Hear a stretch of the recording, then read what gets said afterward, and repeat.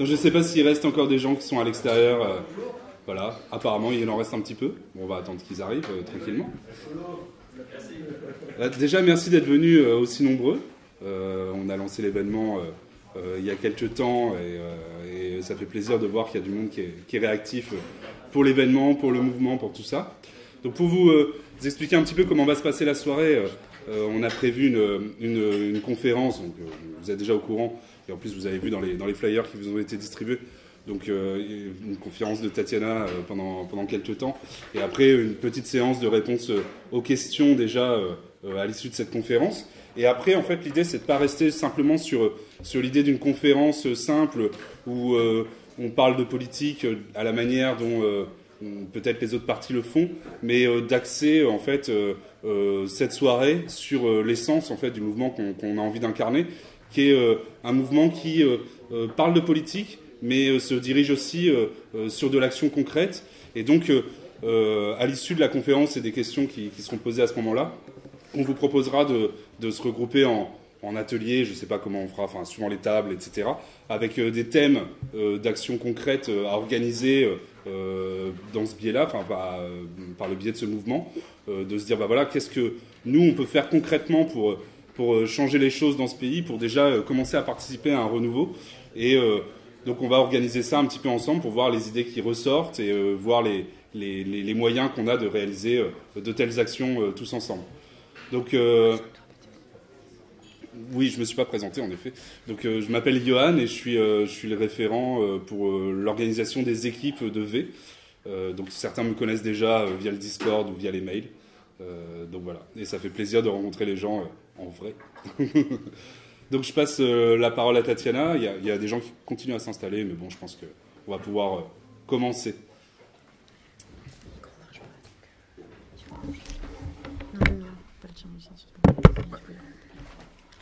Bonsoir, merci à tous d'être venus aussi nombreux. Alors pour commencer, j'ai une petite question pour vous. Est-ce qu'il y en a parmi vous qui ont vu le clip de campagne de La République En Marche pour les élections européennes ?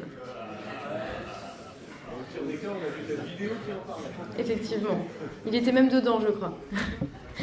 Ok, donc ceux qui l'ont vu, vous avez dû, comme moi, avoir un petit peu peur, parce qu'il y a de la musique épique et des images qui nous montrent ce qui va arriver si on ne vote pas pour La République En Marche à ces élections européennes. Il va y avoir des torrents de boue, des bidonvilles, des manifestants qui se battent contre la police, des sacs plastiques dans les océans, des bateaux de migrants, des défilés de néo-nazis et même des barbelés. Voilà. Donc ce clip nous explique de manière bien imagée que c'est soit La République En Marche, soit Macron, soit le chaos. Donc si on ne se range pas tous derrière notre cher président, tout va se barrer en couille. Alors imaginez ce que ce serait si tout se barrait en couille.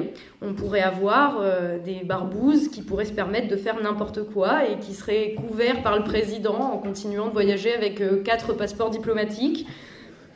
Il pourrait y avoir une révolte de grande ampleur dans le pays bloqué pendant 4 mois, des scènes de guerre civile, des gens blessés pour avoir osé exprimer un désaccord, des collégiens qui braquent leurs professeurs, un président qui insulte les Français et qui utilise l'argent public pour financer ses campagnes électorales, qui met aussi la femme de son président de groupe à l'Assemblée nationale à la tête de la Française des Jeux qu'il vient de privatiser, qui vend des armes à des dirigeants salafistes, qui vend les biens stratégiques du pays. On pourrait avoir des médias qui relayent pendant 7 heures des exercices de communication officielle de la présidence. Heureusement, on a Emmanuel Macron pour nous épargner ce chaos quand même.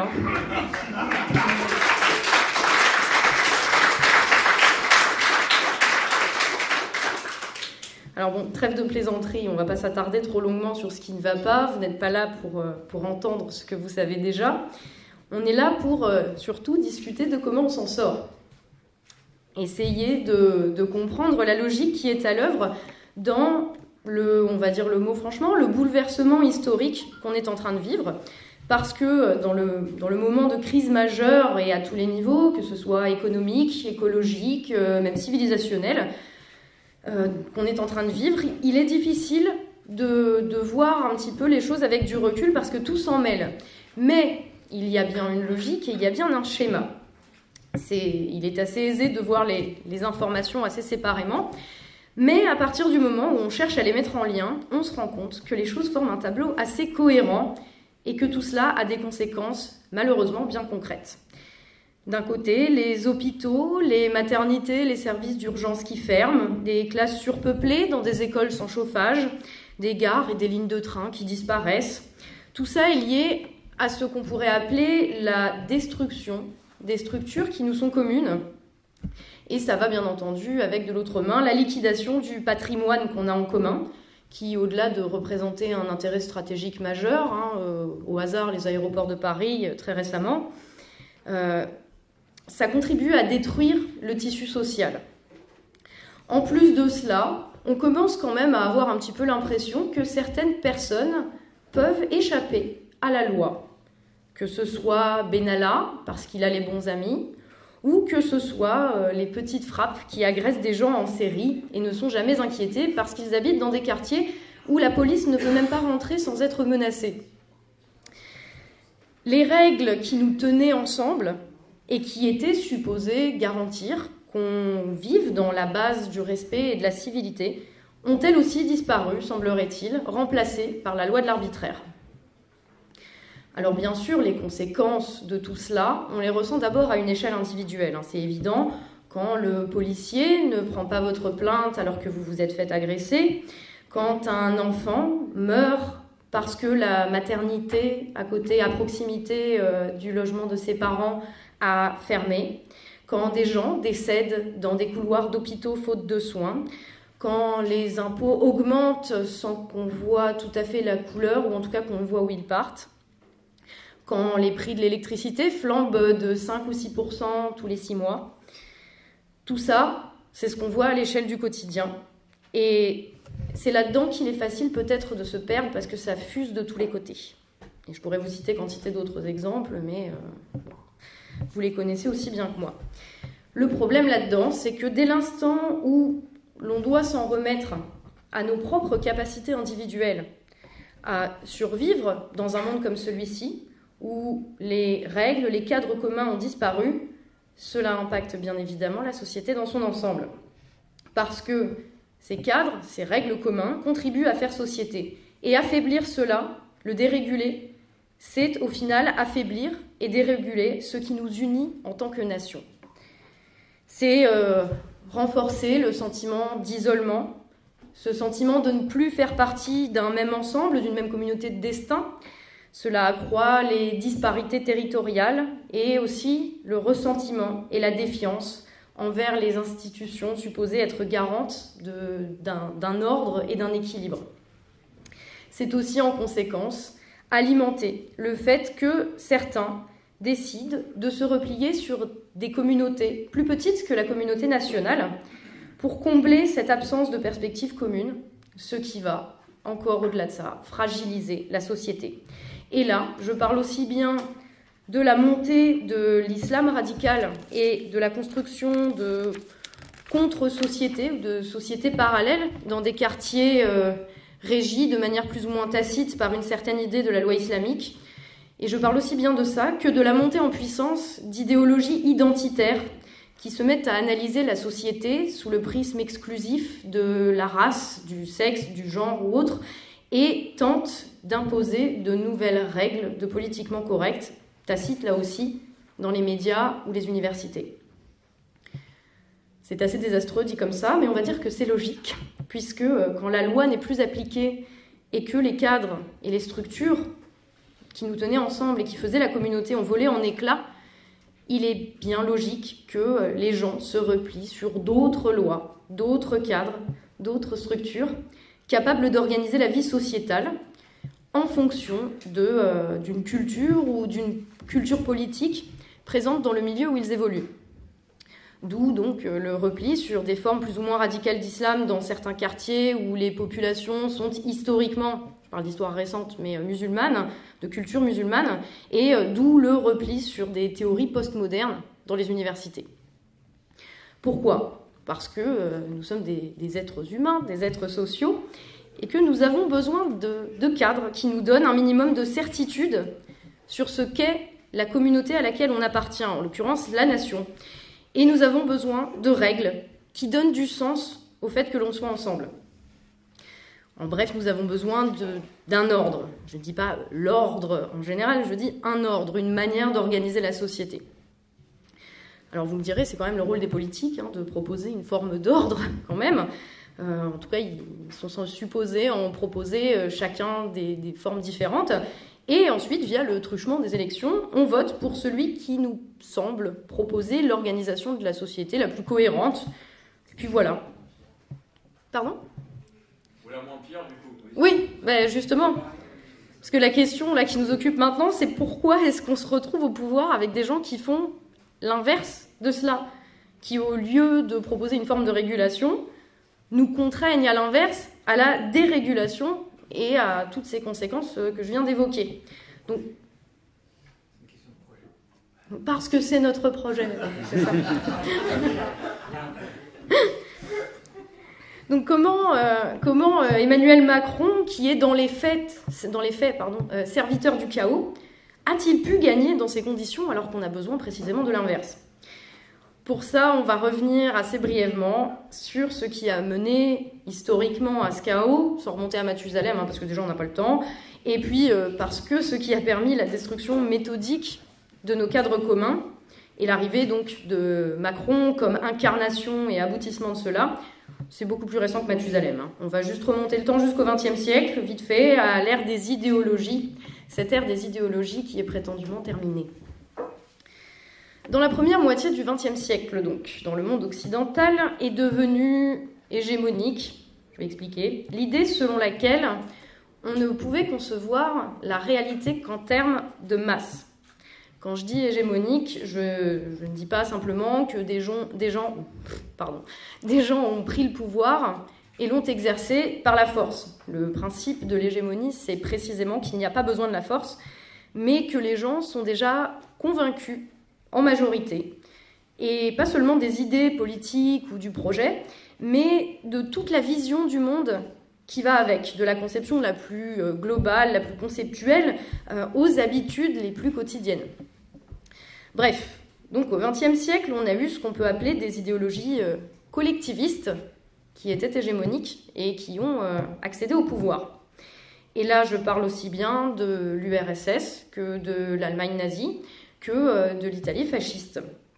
Et dans tous ces cas-là, l'idéologie dominante ne concevait pas l'existence de l'individu autrement que comme appartenant à une masse, à un collectif dans lequel il était fondu, que ce soit le prolétariat ou le peuple allemand, par exemple. Donc les dirigeants porteurs de ces idéologies, une fois au pouvoir, ont tenté d'organiser leur société précisément sur la base d'un ordre, méthodiquement, voilà, comme s'il était possible d'anéantir le chaos en niant les individualités, en niant que l'individu était quelque chose hors de la masse. On pourrait aussi citer Mussolini, d'ailleurs, qui le résume, dans La doctrine politique et sociale du fascisme, donc 1933. Il dit « Ceci est le siècle du collectif et donc le siècle de l'État. Tout dans l'État, rien hors de l'État. Rien contre l'État. » Ça, c'est clair.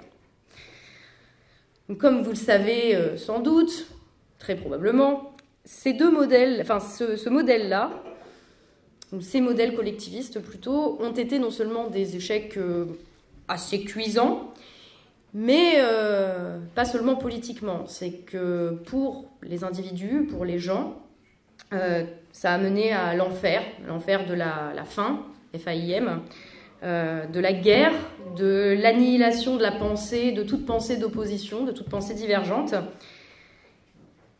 On avait affaire là à un excès d'ordre qui avait donc mené à l'enfer des camps de la mort et du goulag. À la suite de ces échecs collectifs, de ces modèles collectivistes, un autre modèle a émergé dans les années 50. Au début, seulement confiné à quelques universitaires américains que tout le monde prenait pour des fous. Ces gens défendaient l'idée que la société n'existait pas et que l'individu était seul face à lui-même et face au monde. c'est dans les années, à la fin des années 70, que cette idée est devenue, à son tour, hégémonique dans le monde occidental, aidée par l'agonie du modèle collectiviste, toujours sur pied en URSS, mais toujours plus chancelant aussi. L'élection de Ronald Reagan aux États-Unis et de Margaret Thatcher au Royaume-Uni, à cette période, marque un tournant politique dans la conception que nos sociétés, que les gens dans nos sociétés se faisaient du monde. Le collectif n'existait simplement plus. Comme le disait Thatcher, la société n'existe pas, il y a seulement des individus et des familles. En bref, l'enfer du totalitarisme qui avait créé l'excès collectiviste d'ordre, de règles, de structures et d'État a mené à un retour de bâton, somme toute bien logique, l'excès dans l'autre sens. Puisque l'excès d'État avait donné le totalitarisme, alors, paraît-il, l'État était en soi, et de manière absolue, mauvais et à détruire.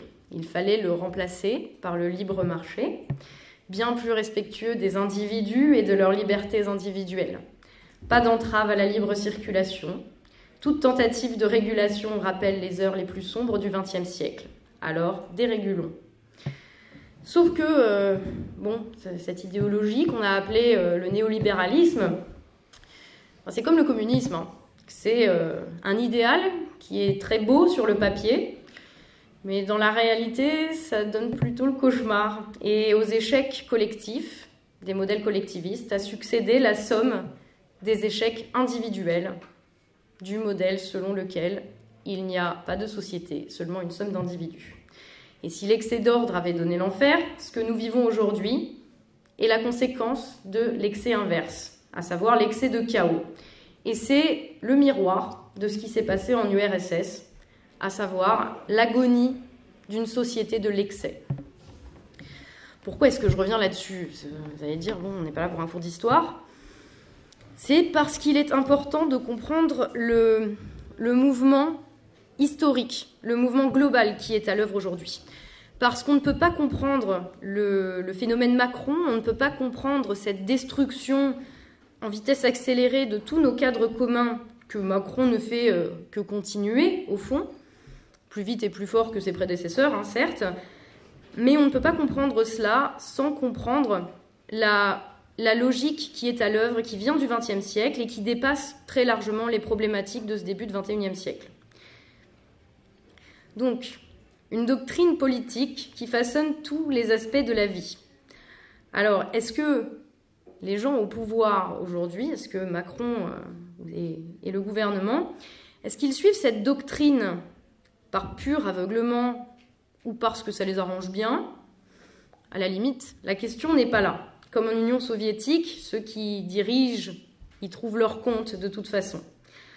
En revanche, la différence quand même entre l'idéologie à l'œuvre aujourd'hui et les idéologies collectivistes, c'est que l'idéologie actuelle, celle dans laquelle nous sommes, ne dit pas son nom. Elle se présente comme a-idéologique, comme si elle n'était pas une idéologie, comme ayant déjà dépassé les idéologies, comme si tout coulait de source.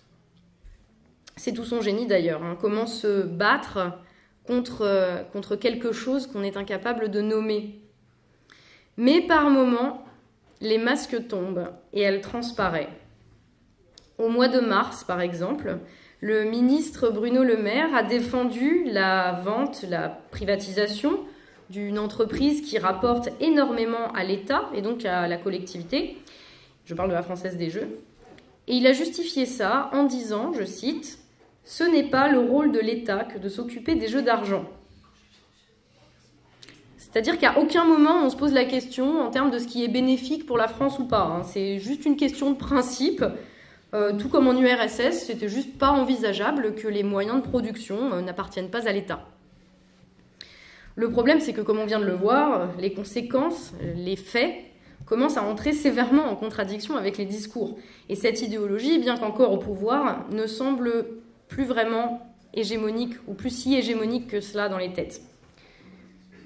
Alors, comment Macron peut encore se faire élire là-dessus ? C'est le paysage politique.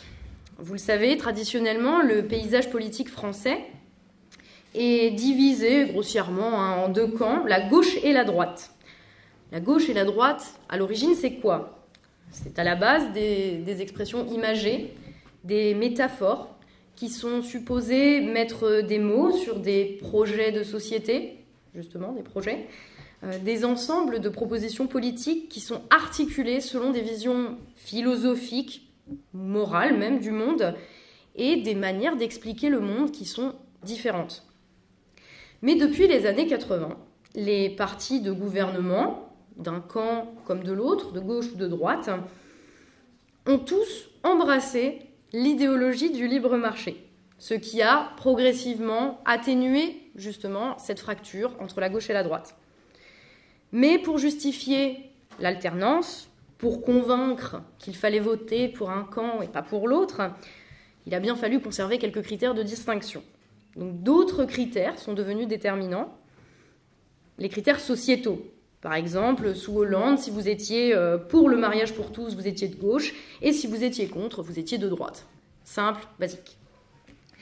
Et au final, puisque chaque camp s'était lui-même divisé en une pléthore de chapelles, c'est devenu la dispute permanente pour savoir qui incarnait le mieux un concept de plus en plus abstrait. La gauche, c'est quoi? Est-ce que c'est Philippe Poutou, Raphaël Glucksmann? Est-ce que c'est Staline ou François Ruffin ou Jean-Luc Mélenchon? Et la droite, est-ce qu'elle est pour le libre-échange, finalement, comme François Fillon? Ou est-ce qu'elle est pour l'intervention de l'État, comme Nicolas Dupont-Aignan? C'est plus très clair. Peut-être que tout simplement, comme la définition de la gauche et de la droite n'est plus claire pour personne et qu'elle varie d'un individu à l'autre, est-ce qu'on ne peut pas juste considérer qu'elle n'a plus vraiment de sens et qu'elle appartient au passé? C'est cette situation-là qui a permis à Emmanuel Macron de parler à pas mal de gens, puisqu'il a su saisir cette occasion de se présenter comme étant au-dessus de ce clivage gauche-droite. Et d'une certaine manière, c'est vrai, Macron n'est pas porté par un ensemble de valeurs. Ça ne veut pas dire, par contre, qu'il n'obéit pas à une idéologie. Oui, et voilà. Voilà. Ça le porte.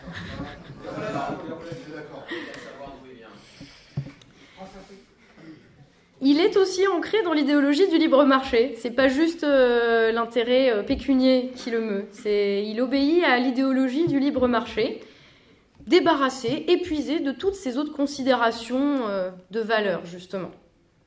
Macron, c'est à la fois, finalement, l'aboutissement et la continuité de cette idéologie du libre marché qui est en perte de vitesse aujourd'hui. Une idéologie qui, parce qu'elle a produit un système qui a fourni les preuves de son échec, parce qu'elle a produit le chaos, est remise en cause par de plus en plus de gens, n'est peut-être plus hégémonique, ou en tout cas de moins en moins, même si, comme on l'a vu, elle reste dominante dans les faits, parce que c'est pas parce qu'une majorité de gens remettent en cause cette idéologie que les gens au pouvoir l'ont abandonnée. Ça serait trop facile. Le problème, c'est que si le nouveau monde d'Emmanuel Macron date quand même d'il y a 50 ans, les principales forces qui prétendent incarner une alternative à cette idéologie, ils le font principalement sur la base d'un retour au clivage gauche-droite.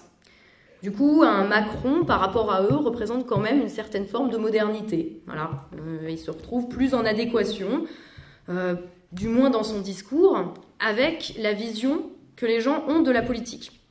Aujourd'hui, pour être clair, les oppositions à Emmanuel Macron s'incarnent surtout d'un côté dans la France insoumise et de l'autre par le Rassemblement national. Le Rassemblement national. Pardon. Deux partis, donc, qui ont une histoire, qui s'inscrivent dans des traditions politiques bien précises, dont ils ont compris la nécessité de s'extraire dans une certaine mesure, mais qui leur collent encore à la peau. Et pas simplement parce que les médias leur mettent une étiquette. C'est parce que, chez eux, le repli identitaire est toujours une tentation. Et notamment pour les militants qui, si ce ne sont pas eux qui font les scores aux élections, sont quand même ceux qui animent et qui font vivre ces partis le reste du temps. Alors bien sûr, dans ces partis, il y a des gens qui essayent de faire bouger les lignes. Mais en général, dans ce cas-là, ça finit assez mal pour eux. Je vais vous donner un exemple de chaque côté. Au Rassemblement national, enfin au FN à l'époque, une personne comme Florian Philippot a essayé d'introduire de nouveaux thèmes, une nouvelle manière de parler, histoire peut-être de toucher un public moins marqué politiquement que leur public habituel. Il s'est fait virer. En face, à la France insoumise, certains ont fait la même chose. Je pense à quelqu'un comme Georges Kuzmanovic, qui était un proche de Jean-Luc Mélenchon, et qui a tenté, par exemple, d'infléchir la ligne du parti sur des questions comme celle de l'Union européenne ou de l'immigration. Il s'est fait virer. C'est pas de bol, hein. Résultat, retour aux fondamentaux pour les deux. Voilà. Pour le Rassemblement national, la campagne des européennes semble, à ce stade, uniquement centrée sur la question de l'immigration. Et côté insoumis, on va chercher à fédérer la gauche autour de soi, quitte pour cela à rassembler des personnes qui, le mois dernier, ont voté pour la reconduction du glyphosate au Parlement européen ou pour l'article 13. Bref, on va plus chercher, des deux côtés, à entretenir un héritage qui n'est certainement pas le même. C'est la démarche qui est semblable, juste pour pas qu'on m'accuse de mettre un signe égal entre les extrêmes, machin, précise. Voilà. Et bref, qui cherchent plus à entretenir leurs héritages qu'à sortir de leur zone de confort pour s'adresser à des publics plus larges. Et tout ça pour, en même temps, se faire cataloguer par Macron sous la même étiquette de populiste. Un terme qui ne veut absolument rien dire, mais qui participe de l'instauration par notre cher président d'un nouveau clivage qui aurait remplacé le clivage gauche-droite, celui donc entre les populistes, pour rappel, dans le clip de campagne, c'est ceux qui veulent les barbelés et les bains de boue, voilà. Et les progressistes, donc ceux qui sont pour le progrès, ce qui là non plus ne veut rien dire, hein, mais c'est simplement les Macron et les gens qui sont d'accord avec lui. Voilà. Au final, non, t'es pas d'accord ? Oui, mais c'est pas de ça que je parle là.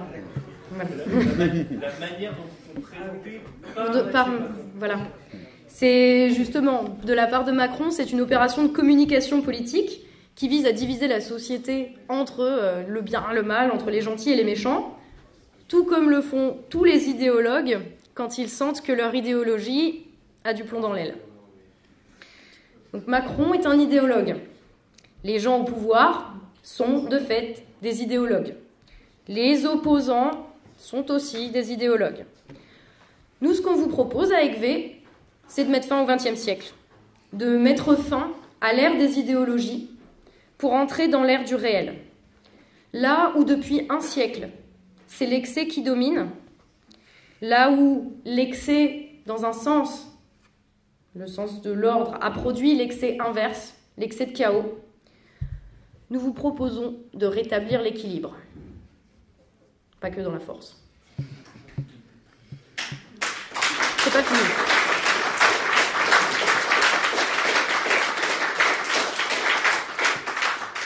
Alors c'est pour ça qu'à la base, on a la politique quand même, pour garantir justement une forme d'équilibre dans le conflit permanent entre l'ordre et le chaos.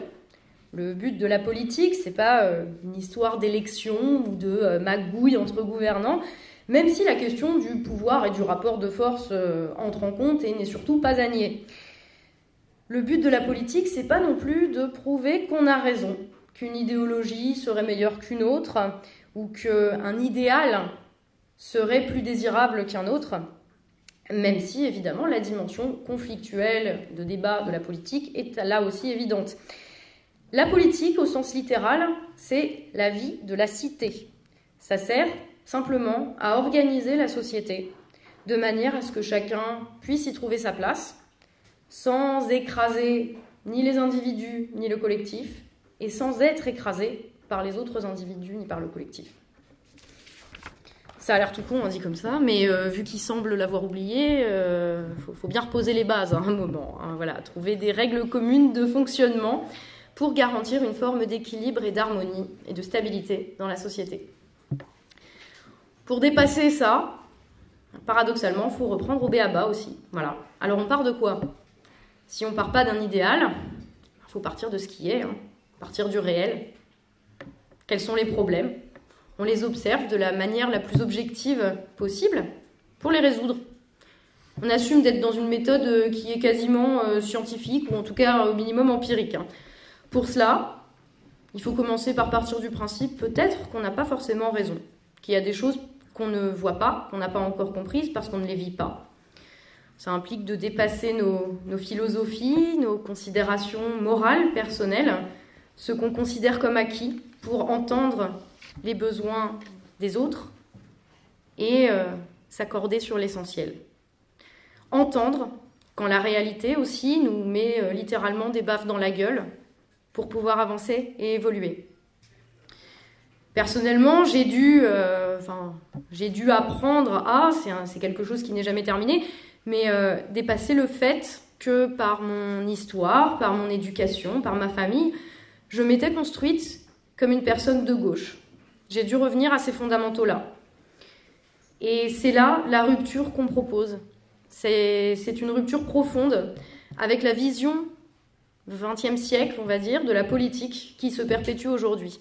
Si vous regardez encore aujourd'hui, hein, même dans les livres d'histoire, on parle du XXe siècle comme du siècle des idéologies, censé être terminé depuis 1991, la chute de l'URSS et la famoso fin de l'histoire.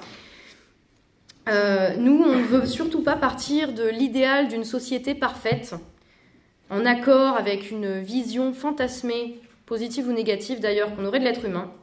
On veut partir du concret, partir de ce qui est, et penser pragmatique en partant de là. Alors pour passer de l'ère des idéologies à l'ère du réel, il faut effectivement se fonder sur ce réel, comprendre les besoins et y répondre. Il y a en gros 3 catégories, on va dire, de besoins. Il y en a plus, mais bon, je résume. Déjà, il y a les besoins en termes très concrets, très matériels. Faire en sorte qu'on ait tous un toit au-dessus de la tête, de quoi être mangé, être soigné, vivre en sécurité. De manger. Excusez-moi, je suis fatiguée. Hein. De quoi manger et être soigné, voilà. Vous aurez compris.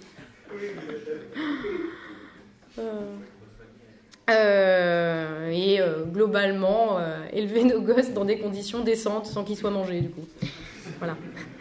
C'est pas une question juste de charité et de gentillesse avec les autres, hein, mais tout simplement une société qui n'est pas capable de répondre aux besoins les plus élémentaires fait qu'on doit tous individuellement s'en remettre à des mécanismes de survie qui sont toxiques à la fois pour la société et pour l'individu. Parce que ça donne une retombée dans une forme d'état de nature dégueulasse où chacun doit se battre contre tout le monde. Ça donne la loi de la jungle et c'est mauvais à la fois pour chacun et pour tous. Un être humain ne survit pas tout seul.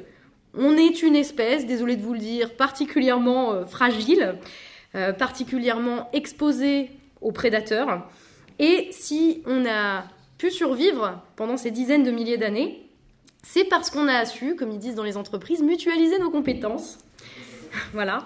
Partager ce qu'on avait, s'occuper les uns des autres, parce qu'on a tous besoin, à un moment ou à un autre, qu'on s'occupe de nous et qu'on prenne soin de nous, tout simplement. Voilà, ça c'est les premiers besoins, donc très matériels, très concrets. La deuxième forme de besoin, c'est ce qu'on pourrait appeler les besoins en termes de loi, qui garantissent les bases d'une vie collective à peu près harmonieuse. Faire en sorte, par exemple, que si mon voisin décide de m'arnaquer ou vient me tabasser pour aucune raison, ou juste parce que c'est un connard, du coup, je ne me retrouve pas seule face à ma situation, à devoir soit subir, soit rendre moi-même la justice. Voilà. Parce qu'évidemment, hein, on va se le dire tout de suite, la société idéale où tout fonctionne bien, où il n'y a jamais de conflit, ça n'existe pas et ça n'existera jamais à part dans les bouquins. Et d'ailleurs, dans la plupart des bouquins où ils décrivent ça, je ne sais pas si vous avez remarqué, mais en général, ça ne se passe pas trop bien au final. Voilà.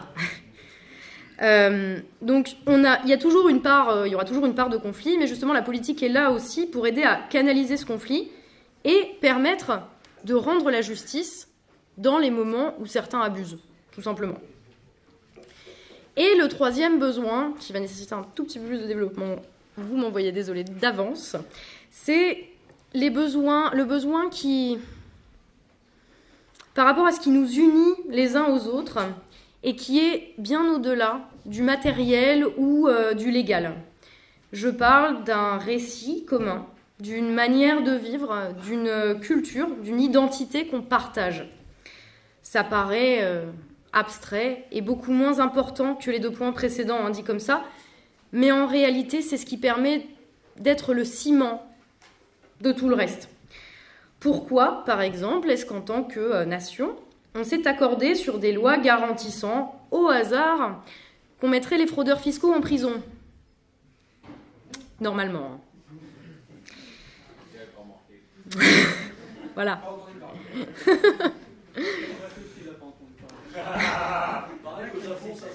Oui, au Japon, je crois que c'est... Ouais. Il y a peut-être des trucs à aller chercher là-bas. Non, mais parce qu'on s'est accordé, en fait, sur un intérêt qu'on avait en commun avec nos spécificités historiques et culturelles.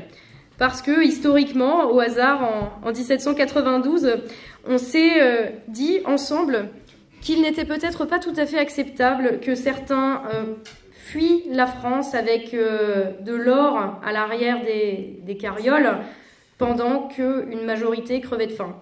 Voilà. Tout simplement, pour protéger la communauté des abus de ceux qui pensent que leur intérêt personnel prime sur l'intérêt général et qui sont prêts à détruire la nation pour faire triompher cet intérêt personnel, il ne faut pas se tromper. Donc à la lumière d'une expérience commune, on a tiré des leçons en disant, dans d'autres pays peut-être qu'ils font autrement, mais nous, on partage une communauté de destin, on partage ce sentiment qu'on est liés les uns aux autres, et nous décidons ensemble, et sans que personne d'extérieur ne puisse mettre en cause la légitimité de notre décision. Ça s'appelle la souveraineté. Et si ça ne plaît pas aux Autrichiens, ils peuvent toujours venir essayer de nous faire la guerre, on les attend. Mais en attendant, la nation assemblée n'a d'ordre à recevoir de personne. Merci, au revoir. Voilà. Donc ce récit commun, les enseignements qu'on a tirés de l'expérience des siècles passés, a permis de donner du sens à nos décisions en tant que pays, en tant que peuple et en tant que nation. Il ne s'agit pas juste là de définir une identité nationale ou de se battre pour savoir si la France est par nature catholique et royale ou si la France est par nature une France des Lumières, républicaine ou attachée à la laïcité. Nous sommes tout cela à la fois, et bien plus d'ailleurs. Mais on a besoin d'un récit culturel commun, autour duquel tous les membres de la communauté peuvent se fédérer pour donner du sens à l'existence de cette communauté qu'est la nation française. Et le rôle du politique, c'est en partie d'apporter cela. Alors pas en imposant un récit national d'en haut, comme ils imposent leurs idéologies, pas pour justifier d'aller faire la guerre à d'autres, mais en prenant en compte ce qui fait qu'on est une nation, qu'on a été ensemble jusqu'ici, et en assumant ce qu'on est, nos succès et nos échecs, qui d'ailleurs ne sont ni des succès ni des échecs, mais des leçons pour pouvoir faire mieux par la suite. Donc pour résumer, la politique, c'est quoi ? C'est garantir les moyens de la subsistance matérielle de tous les membres de la communauté dont on prétend s'occuper, avec des cadres, des lois communs, permettant à chacun d'exercer sa liberté sans trop empiéter sur celle des autres, et dans un récit partagé qui donne du sens à tout cela. C'est loin d'être que de la théorie. C'est agir concrètement sur la réalité. C'est répondre aux besoins, dont certains changent avec l'évolution de la société. Au fond, le rôle du politique, c'est combler les manques, sous peine de les voir prendre des proportions de plus en plus grandes et menacer l'intégrité de la communauté. Alors les politiques d'aujourd'hui, qu'est-ce qu'ils ont fait ? Au lieu d'apporter quelque chose, de construire, ils ont soit créé des manques, soit ont aggravé ceux qui existaient déjà, de manière à ce que, aujourd'hui, ils sont quand même assez criants. Et pour nous, l'enjeu aujourd'hui, il est comment est-ce qu'on répond à ces manques ? Pas en les prenant isolément et en mettant les différents symptômes en compétition. Ça, c'est la méthode diviser pour mieux régner. C'est ce que fait le gouvernement. Par exemple, au hasard, quand il oppose via un récit savamment travaillé les intérêts de la police et ceux du peuple, alors que dans les deux cas, ce que chacun veut, c'est vivre à peu près en paix, à peu près en sécurité, pouvoir travailler dans des conditions acceptables. Et nous, on veut résoudre le problème global afin de traiter la racine du mal et pas juste les symptômes. Et ces symptômes, il ne faut pas non plus nier l'existence de ceux qui ne rentrent pas dans un cadre idéologique de référence. C'est ce que fait aussi le gouvernement, et c'est ce que vont avoir tendance à faire les opposants aussi. À gauche, je vous la fais courte, parce que ce n'est pas évidemment des blocs homogènes, et il y a des divergences sur ces sujets-là, mais globalement, à gauche, il y a cette négation des peurs liées à la perte de notre identité commune, raison pour laquelle le sujet de l'immigration est un sujet très difficile au sein de la gauche. Et de l'autre côté, à droite, on va souvent nier la nécessité d'interaction avec l'autre en préférant construire des murs, alors qu'on a besoin de se confronter les uns aux autres, on a besoin de se confronter à l'autre, à l'altérité, celui qui est hors de la communauté. Ne serait-ce que parce que ça permet de savoir qui on est. Et avec V, nous voulons redonner du sens à la politique, comme quelque chose visant à élaborer des règles permettant de résoudre au mieux les problèmes quotidiens de tous les membres de la communauté, tout simplement. Enfin, tout simplement, et bon, la tâche va être importante, mais ça vaut le coup. Au fond, est-ce qu'une bonne politique, parce que là je vous décris presque un truc de gestion, quoi. Est-ce qu'au fond, la politique, ce serait juste une bonne gestion de la vie de la cité ? Et c'est marrant parce qu'on accuse souvent les politiques de raisonner comme des gestionnaires, parce qu'ils parlent en chiffres plutôt qu'en termes concrets.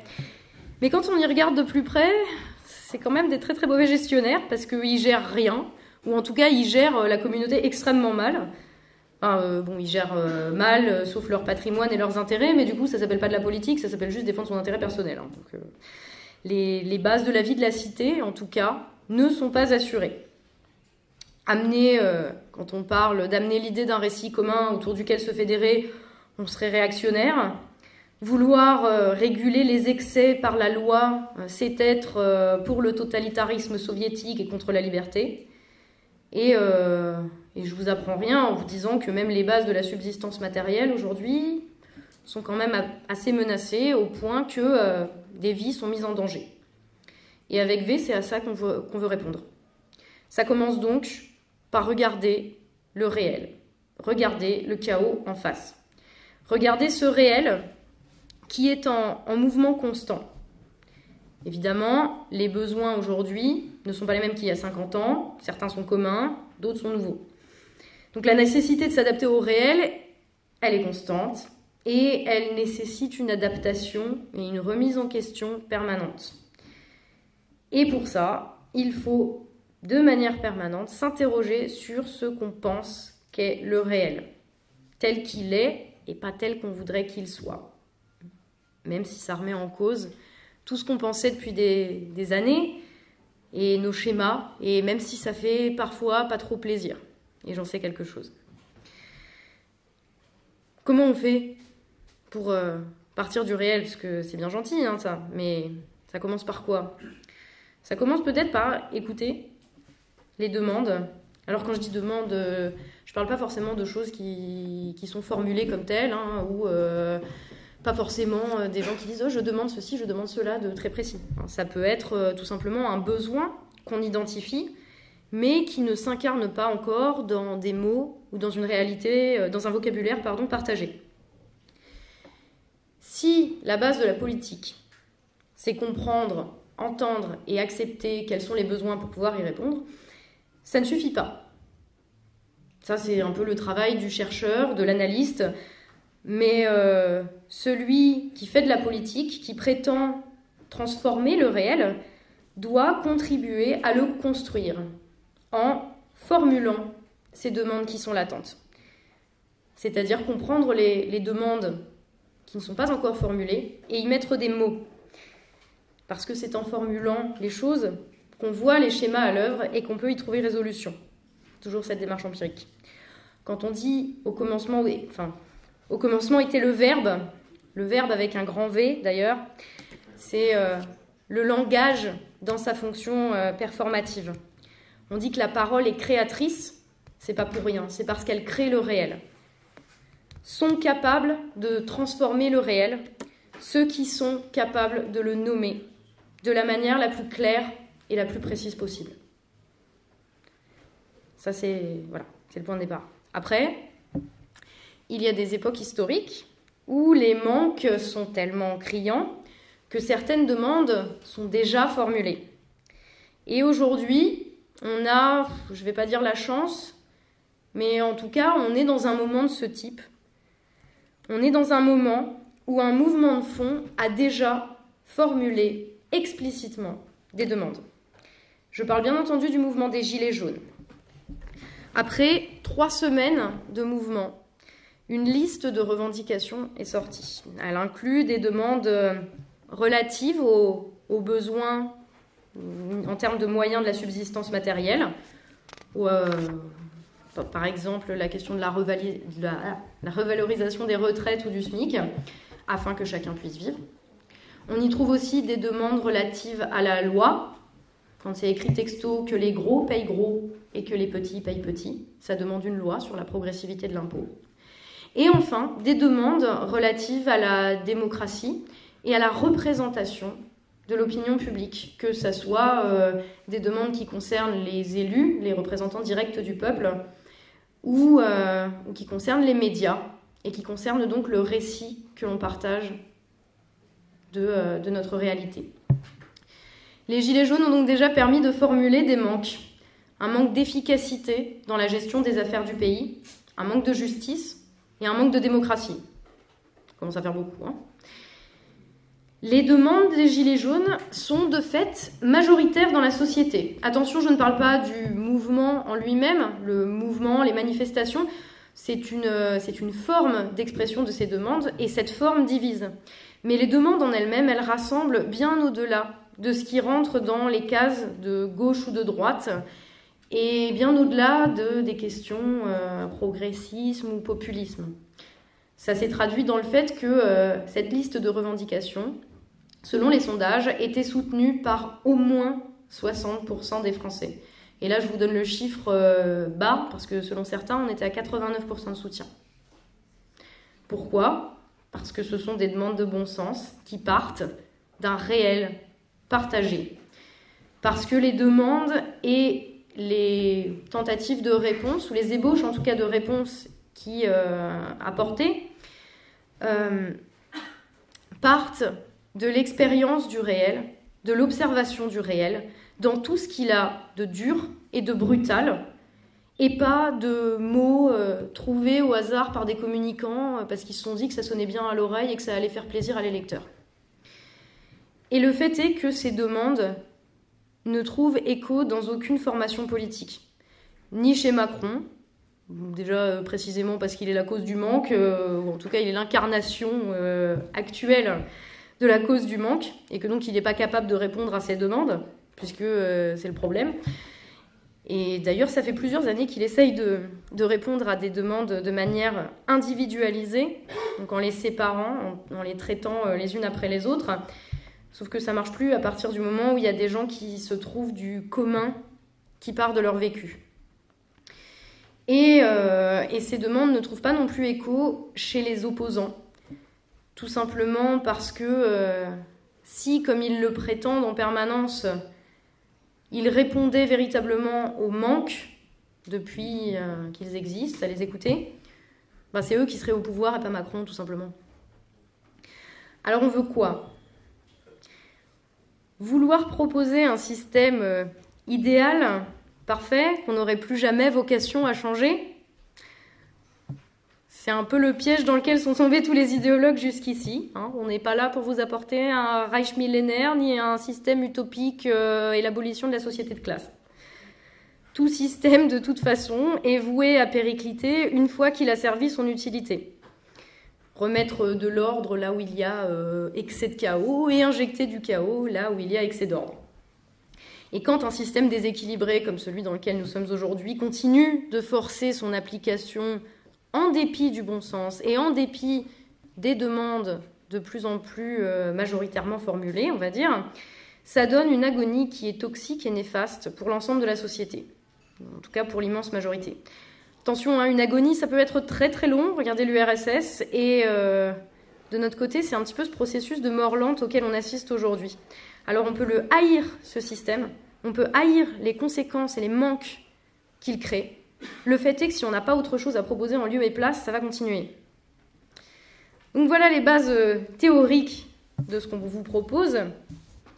Le piège ici serait de comprendre la politique comme une démarche figée, selon laquelle il suffirait d'apporter des réponses toutes faites aux problèmes et considérer que cela suffit. Nous voulons rompre radicalement avec l'idée que la politique est simplement un conflit qui vise à décider de qui a raison pour pouvoir imposer sa loi à tout le monde. Qu'on ne soit pas comme ça. Nous, on veut construire ensemble avec tous ceux qui le souhaitent. Ça implique évidemment une dimension conflictuelle réelle, parce que forcément, on ne va pas être d'accord sur tout. Mais au-delà de nos considérations morales, philosophiques, le pari de V, c'est qu'on peut se retrouver sur l'essentiel. En tout cas, le consensus autour des demandes formulées par les Gilets jaunes indique qu'il y a quelque chose à faire en ce sens, et nous voulons aider à cela. Ce qu'on est en train de construire, on le fait parce que, dans le contexte, c'est ce qui nous paraît être le meilleur moyen d'aider à reconstruire ce qui a été détruit. Si le mouvement des Gilets jaunes était devenu un mouvement constituant visant à élaborer des réponses politiques au-delà de la simple formulation des demandes, on aurait suivi, bien entendu. Alors on fait quoi ? Vers où on va si on n'est même pas là pour vous proposer un idéal de société ? C'est ballot quand même. Il y a deux aspects, il y a deux choses qu'on va faire, qui sont à prendre en compte, qu'on a souvent tendance à opposer, et que nous, on ne va pas opposer. Au contraire, on va assumer leur complémentarité. Le premier objectif, enfin un des deux objectifs qui sont en parallèle, c'est prendre le pouvoir. Ne vous trompez pas sur nos intentions, on conçoit le pouvoir comme un moyen et pas comme une fin. Pourquoi ? Pourquoi prendre le pouvoir ? Justement parce que pour transformer le réel, on considère qu'il faut accéder aux leviers qui permettent de le changer. Aujourd'hui, les leviers qui permettent de poser les bases d'un équilibre sociétal, ils sont là. De la même manière qu'on voit comment les dirigeants des 40 dernières années ont déséquilibré toute la balance avec des conséquences concrètes et malheureuses sur notre quotidien depuis les institutions, nous, on assume que c'est là qu'il faut aller. Prendre le contrôle des institutions. Prendre le contrôle de tous les lieux qui permettent de poser des cadres et des règles communs. On nous a tellement, depuis qu'on est môme, ancré l'idée dans la tête selon laquelle c'était pas à nous mais à des experts de réfléchir à ces choses-là qui étaient des choses compliquées, qu'on n'envisage même plus en fait ça, d'aller leur prendre la place sur leur terrain. Qu'on se rabat sur des solutions palliatives, changer les choses à notre échelle en espérant que ça suffise. Mais ça ne suffit pas. Pour éviter de se retrouver comme Sisyphe à faire l'impossible au quotidien, pour que le monde continue de tourner, condamné à devoir tout recommencer tous les jours parce qu'il y a un système qui est toxique et qui fait que le caillou il redescend de l'autre côté de la montagne chaque fois qu'on arrive en haut, il faut aller prendre le terrain sur lequel nos actions quotidiennes, tout ce qu'on fait déjà, puisse être fait de manière stable et sur des bases solides. De fait, un exemple, si on pense que le système de vote est absurde, qu'il est plus pertinent et qu'il faut le changer pour le bien de tous, il ne suffit pas juste qu'on en discute en se disant que ce serait bien. Il faut qu'on se donne les moyens de le changer, ce système de vote. Et le seul, à notre connaissance, c'est de changer la loi et de garantir son application. Pour changer la loi, il faut les clés du Parlement. Et pour l'appliquer, il faut les clés de l'exécutif et il faut les clés de l'Élysée. Donc on va leur reprendre le pays. et on va le reconstruire. Ça, c'est la première chose. C'est déjà pas mal. Attendez, la suite va être encore plus dure. Cependant, dire qu'on va prendre le pouvoir ne veut pas dire qu'il faut qu'on attende une élection en disant aux gens votez pour nous, donnez-nous un blanc-seing, on a plein de bonnes intentions et on est vachement sympa en plus. Il y a eu trop de promesses et de désillusions. Et elles ne nous ont pas épargnés, nous non plus. Alors de quel droit est-ce qu'on pourrait demander de quiconque une confiance aveugle en ce qu'on va promettre? On veut du résultat, du vrai résultat, j'entends, pas des chiffres. Le but de la politique, encore et toujours, c'est améliorer la vie, améliorer le quotidien. Et pour ça, pour nous y mettre, on n'a pas à attendre d'être au pouvoir. On a assez attendu que les solutions viennent de l'extérieur, que quelqu'un vienne nous sauver à la prochaine échéance électorale. Les solutions, on les a. Maintenant, on se donne les moyens d'y arriver. Alors de quoi on a besoin? De recréer du lien, de pouvoir compter les uns sur les autres et retisser le filet de sécurité que ces enfoirés, allez, on va balancer le mot, se sont acharnés à détruire. Et c'est ce qu'on est en train de construire avec V, un réseau de solidarité active qui permet à nos échelles, de la plus petite à la plus grande, de s'organiser autour de choses concrètes. Pas simplement de refaire le monde et discuter de belles idées, même si faut le faire aussi, hein, c'est important, mais aider vraiment, aider les personnes isolées, mettre en place des opérations de nettoyage des déchets, végétaliser des espaces publics à l'abandon, organiser des actions coup de poing pour conscientiser, partager de la nourriture ou un café ou juste une discussion, recréer du lien entre nous. Parce que dans la situation actuelle, on n'a plus que les uns les autres sur qui on peut compter, mais au fond, c'est peut-être tout ce dont on a besoin. Et ça commence tout de suite, parce que après cette prise de parole, on va prendre quelques questions quand même, puis on va peut-être prendre une pause aussi. On vous propose, avec V, des ateliers de sortie de crise. C'est sur le petit flyer, normalement, il y a la liste des différents types d'ateliers qui sont organisés par l'équipe parisienne de V, si vous voulez venir vous présenter. Voilà. Ou lever les mains, oui. Ouais. Voilà. Au moins, pour identifier. Il y en a qui ne lèvent pas les mains. Ouais. Il manque des gens, là. Donc voilà, c'est pour ça qu'on vous propose des ateliers de sortie de crise. Parce qu'après tout, pourquoi attendre? Alors, je ne vous dis pas que ça va être super simple, mais on préfère prendre le risque de se tromper si ça veut dire qu'on prend nos responsabilités. On ne vous promet pas la lune, juste d'obtenir ce qu'on sera prêt à se donner les moyens d'aller chercher. Et chacun de vous est important là-dedans. Qui que vous soyez et d'où que vous veniez, quelles que soient vos opinions, et même si vous êtes adhérent à une organisation politique, reconstruire le pays, ça nous concerne tous. Alors, bienvenue chez vous avec un grand V.